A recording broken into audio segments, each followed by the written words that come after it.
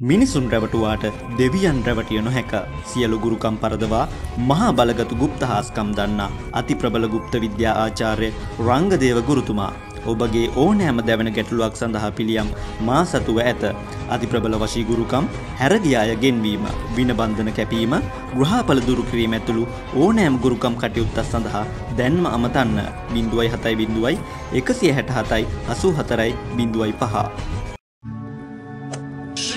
कान्ताय कल्याण निधये निधयेतिनां श्रीवेङ्कटनिवासाय श्रीनिवासाय मङ्गलम् लक्ष्मी सविभ्रमालोकसुखो विभ्रमचक्षुषे चक्षुषे सर्वलोकानां वेङ्कटेशाय मङ्गलम् श्री वेङ्कटाद्रिशृङ्गाग्रमङ्गलाभरणाग्रये मङ्गलानां निवासाय श्रीनिवासाय मङ्गलम् सर्वावयव सौन्दर्य सम्पदा सर्वचेतसां सदा सम्मोहनायास्तु वेङ्कटेशाय मङ्गलम् नित्याय निरवध्याय सत्यानन्दचिदात्मने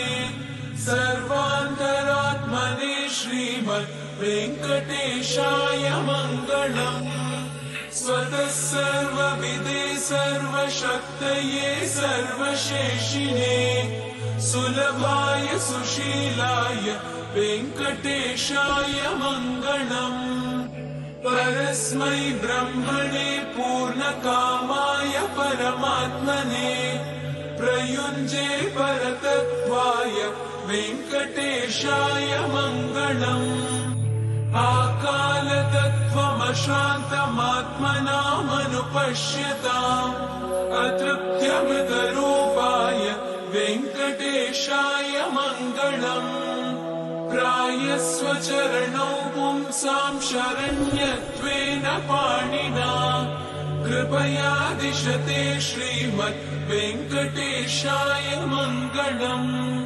दयामृततरङ्गिण्यास्तरङ्गैरिव शीतलैः अपाङ्गैः सिञ्चते विश्वं वेङ्कटेशाय मङ्गलम् सृग्भूषाम्बरहेतीनां सुषमावहमूर्तये सर्वातिशमनायास्तु वेङ्कटेशाय मङ्गलम् श्रीवैकुण्ठविरक्ताय स्वामि पुष्करिणीतटे रमया रममाणाय वेङ्कटेशाय मङ्गलम् श्रीमत्सुन्दरजामातृमुनिमानसवासिने सर्वलोकनिवासाय श्रीनिवासाय मङ्गलम् मङ्गलाशासनपरैर्मदाचार्य पुरोगमैः सर्वैश्च पूर्वैराचार्ये सत्कृतायास्तु मङ्गलम् श्रियकान्ताय कल्याण निधये निधयेतिनां श्रीवेङ्कटनिवासाय श्रीनिवासाय मङ्गलम् लक्ष्मी सविभ्रमालोकसुखो विभ्रमचक्षुषे चक्षुषे सर्वलोकानां वेङ्कटेशाय मङ्गलम् श्री वेङ्कटाद्रिशृङ्गाग्रमङ्गलाभरणाग्रये मङ्गलानां निवासाय श्रीनिवासाय मङ्गलम् सर्वावयव सौन्दर्य सम्पदा सर्वचेतसां सदा सम्मोहनायास्तु वेङ्कटेशाय मङ्गलम् नित्याय निरवध्याय सत्यानन्दचिदात्मने सर्वान्तरात्मने श्रीमद् वेङ्कटेशाय मङ्गलम् स्वतः सर्वविदे सर्वशक्तये सर्वशेषिणे सुलभाय सुशीलाय वेङ्कटेशाय मङ्गलम् परस्मै ब्रह्मणे पूर्णकामाय परमात्मने प्रयुञ्जे परतत्त्वाय वेङ्कटेशाय मङ्गलम् आकालतत्त्वमशान्तमात्मनामनुपश्यताम् अतृप्त्यमृतरूपाय वेङ्कटेशाय मङ्गलम् प्रायस्वचरणौ पुंसां शरण्यत्वेन पाणिना कृपया दिशते श्रीमद् वेङ्कटेशाय मङ्गलम् दयामृततरङ्गिण्यास्तरङ्गैरिव शीतलैः अपाङ्गैः सिञ्चते विश्वं वेङ्कटेशाय मङ्गलम् स्रग्भूषाम्बरहेतीनां सुषमावहमूर्तये सर्वातिशमनायास्तु वेङ्कटेशाय मङ्गलम् श्रीवैकुण्ठविरक्ताय स्वामि पुष्करिणीतटे रमया रममाणाय वेङ्कटेशाय मङ्गलम् श्रीमत्सुन्दरजामातृमुनिमानसवासिने सर्वलोकनिवासाय श्रीनिवासाय मङ्गलम् मङ्गलाशासनपरैर्मदाचार्य पुरोगमैः सर्वैश्च पूर्वैराचार्य सत्कृतायास्तु मङ्गलम् श्रियकान्ताय कल्याणनिधये निधयेतिनाम् श्रीवेङ्कटनिवासाय श्रीनिवासाय मङ्गलम् लक्ष्मी सविभ्रमालोकसुभुविभ्रमचक्षुषे चक्षुषे सर्वलोकानां वेङ्कटेशाय मङ्गलम्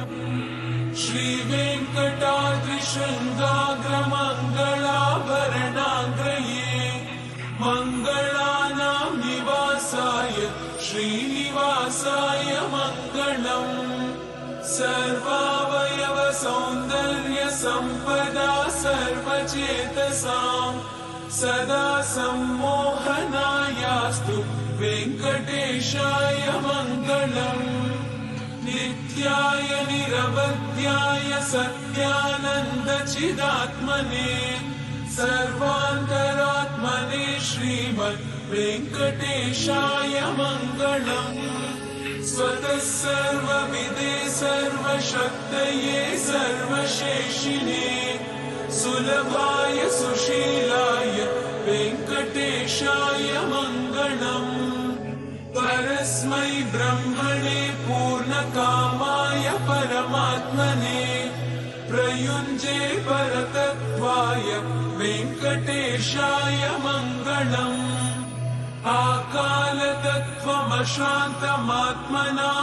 आकालतत्त्वमशान्तमात्मनामनुपश्यताम् अतृप्त्यमृतरूपाय वेङ्कटेशाय मङ्गलम् प्रायस्वचरणौ पुंसां शरण्यत्वेन पाणिना कृपया दिशते श्रीमद् वेङ्कटेशाय मङ्गलम् दयामृततरङ्गिण्यास्तरङ्गैरिव शीतलैः अपाङ्गैः सिञ्चते विश्वं वेङ्कटेशाय मङ्गलम् स्रग्भूषाम्बरहेतीनां सुषमावहमूर्तये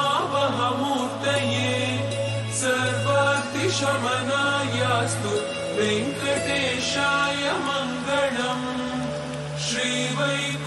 श्रीवैकुण्ठविरक्ताय स्वामि पुष्करिणीतटे रमया रममाणाय वेङ्कटेशाय मङ्गलम् श्रीमत्सुन्दरजामातृमुनिमानसवासिने सर्वलोकनिवासाय श्रीनिवासाय मङ्गलम् मङ्गलाशासनपरैर्मदाचार्य पुरोगमैः सर्वैश्च पूर्वैराचार्य सत्कृतायास्तु मङ्गलम्। श्रियकान्ताय कल्याणनिधये निधयेतिनाम् श्रीवेङ्कटनिवासाय श्रीनिवासाय मङ्गलम्।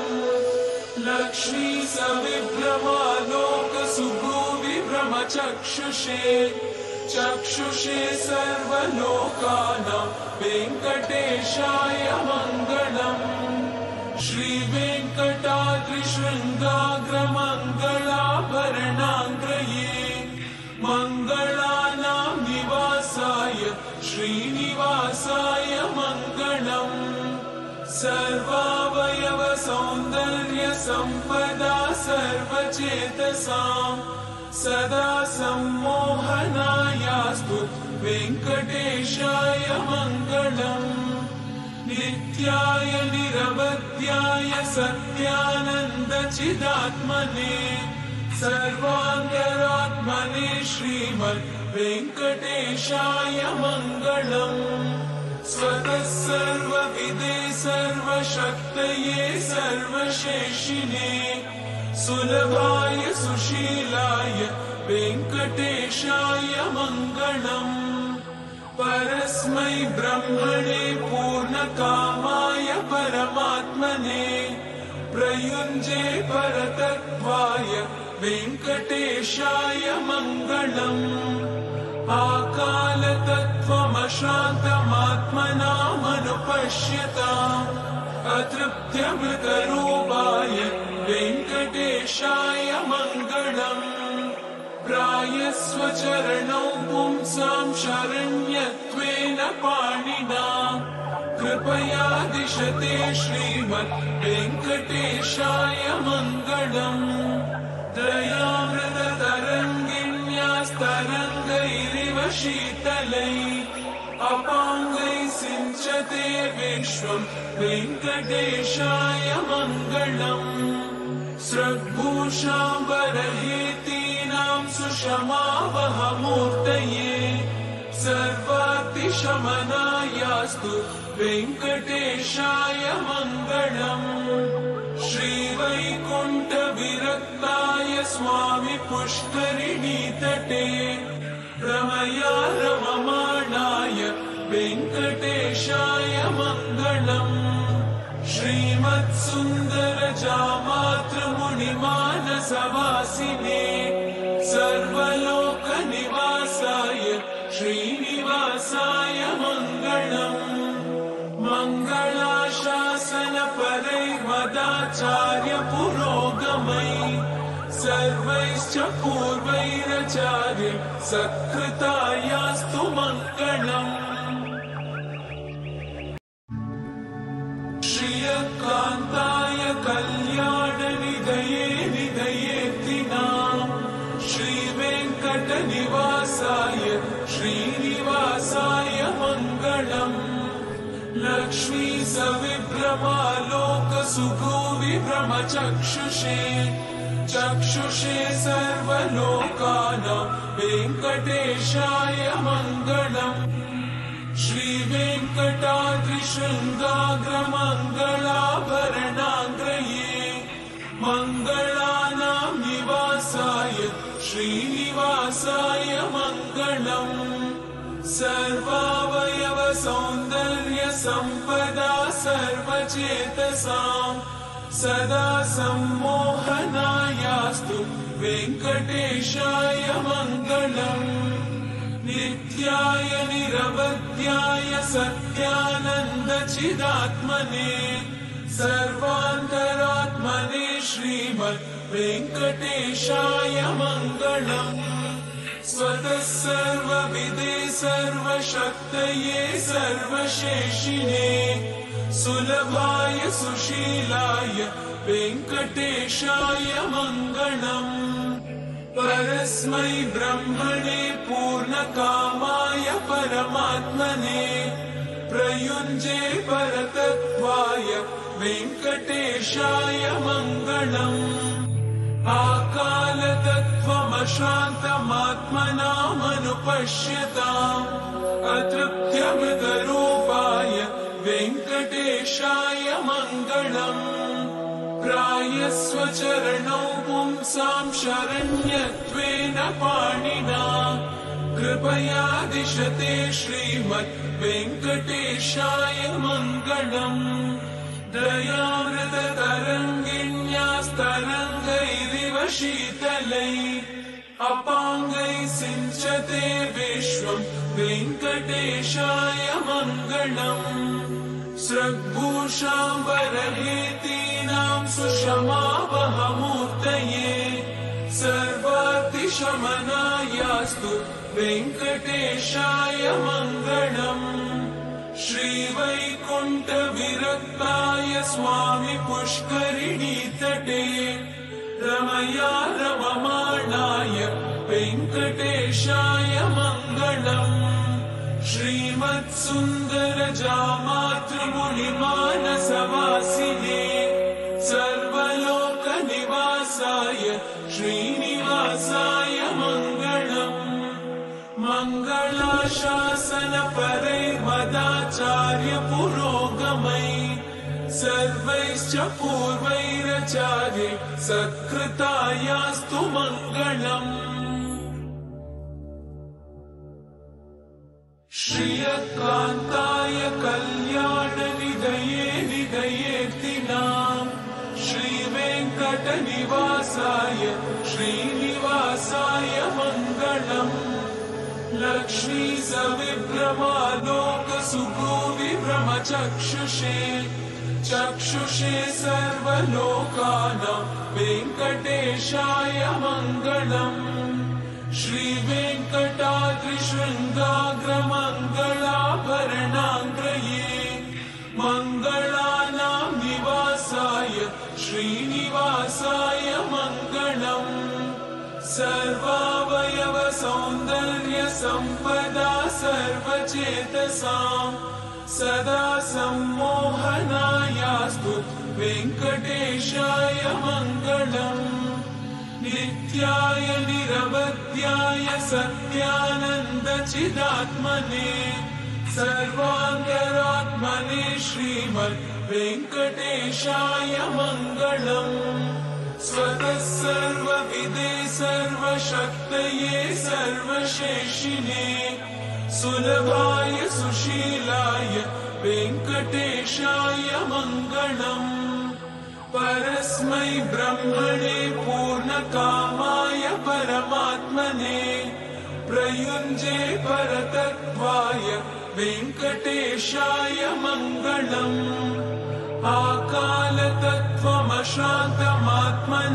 आकालतत्त्वमशान्तमात्मनामनुपश्यताम् अतृप्त्यमृतरूपाय वेङ्कटेशाय मङ्गलम् प्रायस्व चरणौ पुंसां शरण्यत्वेन पाणिना कृपया दिशते श्रीमद् वेङ्कटेशाय मङ्गलम् दयामृततरङ्गिण्यास्तरङ्गैरिव शीतलैः अपाङ्गैः सिञ्चते विश्वम् वेङ्कटेशाय मङ्गलम् सृग्भूषाम्बरहेतीनां सुषमावहमूर्तये सर्वातिशमनायास्तु वेङ्कटेशाय मङ्गलम् श्रीवैकुण्ठविरक्ताय स्वामी पुष्करिणीतटे रमया रममाणाय वेङ्कटेशाय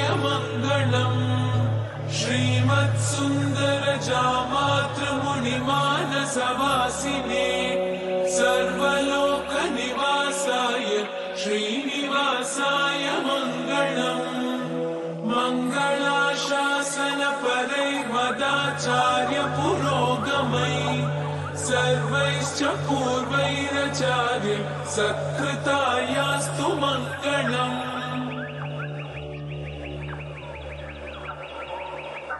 श्रियकान्ताय कल्याणनिधये निधयेऽर्थिनाम् श्रीवेङ्कटनिवासाय श्रीनिवासाय मङ्गलम् लक्ष्मी सविभ्रमालोकसुगोविभ्रमचक्षुषे चक्षुषे सर्वलोकानां वेङ्कटेशाय मङ्गलम् श्रीवेङ्कटाद्रिशृङ्गाग्रमङ्गलाभरणाग्रये मङ्गलानां निवासाय श्रीनिवासाय मङ्गलम् सर्वावयव सौन्दर्य सम्पदा सर्वचेतसां सदा सम्मोहनायास्तु वेङ्कटेशाय मङ्गलम् नित्याय निरवध्याय सत्यानन्दचिदात्मने